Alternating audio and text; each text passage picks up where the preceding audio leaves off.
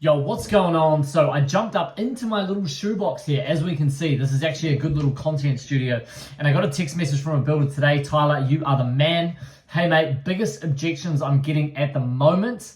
He's in central New Zealand, Rotorua area, just in regards to winning jobs and getting jobs off the line. So what I thought I'd do is put my thoughts together on how you can deal with this if you're a tradie.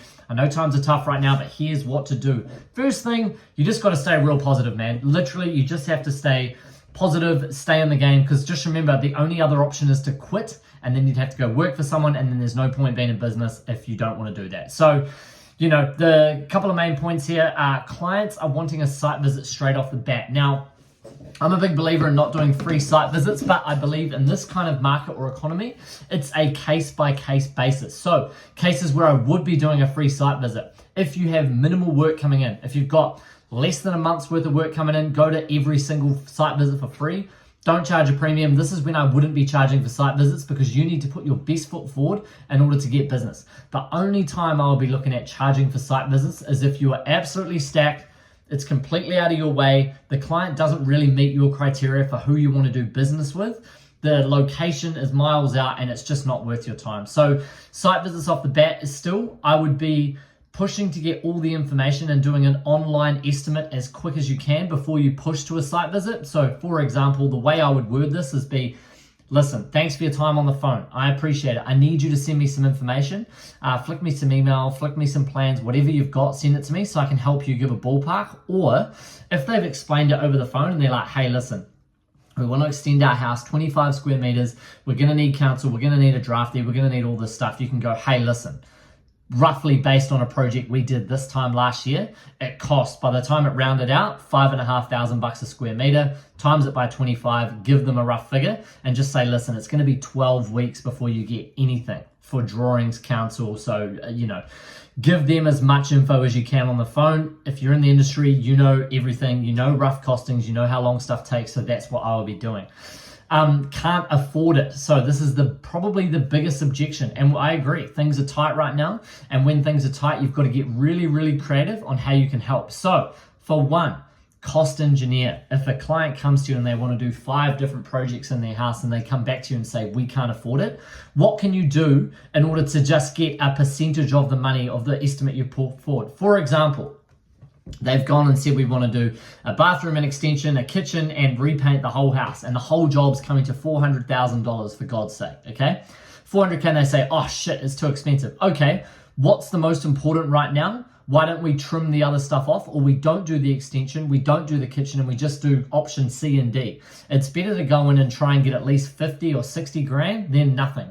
Don't just have the attitude of, stuff it, don't worry about it, can't afford it, see you later, on to the next one. Every single client is a possibility to get a minimum of $1,000, whatever it is. Every client you talk to, you should be trying to get something out of them, you know? Now, I'm not going to say you want to be a pushy salesperson, but if they come to you and say, we want to do all this stuff, talk to them as much as you can, give them as much information as you can around costs, how to do things, what they can do in order to get any part of their project done.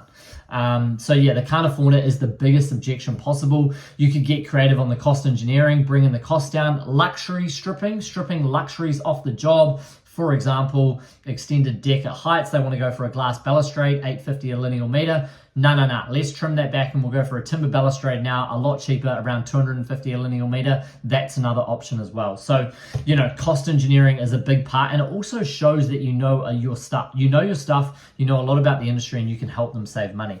Number 2 there for can't afford it. This is the one that I heard off a guy that I learned in Auckland. Team up with brokers.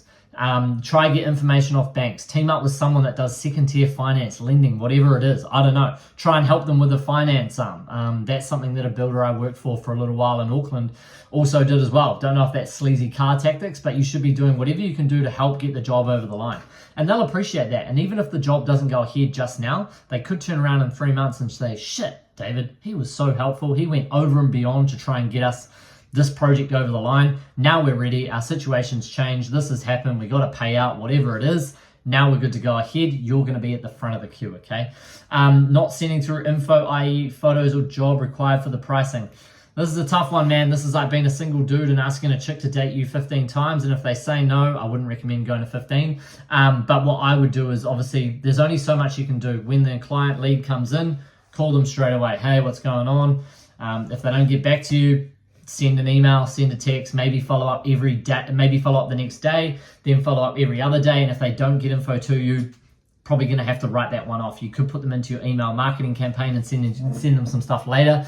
But all I would try and do is literally just, touch base 2 or 3 times. If it doesn't work out, you might have to leave that one, unfortunately, So that's tough. But I think at the moment, you've really just got to play the numbers game. And if you've been in business for so long, of course you will know the numbers game, and you got to look back. And Tyler, like we said on the phone today, you've been in business for 10 years. It's ebbs and flows. We're in a horrible downturn right now, but you've been operating for 10 years. You've been in this position before.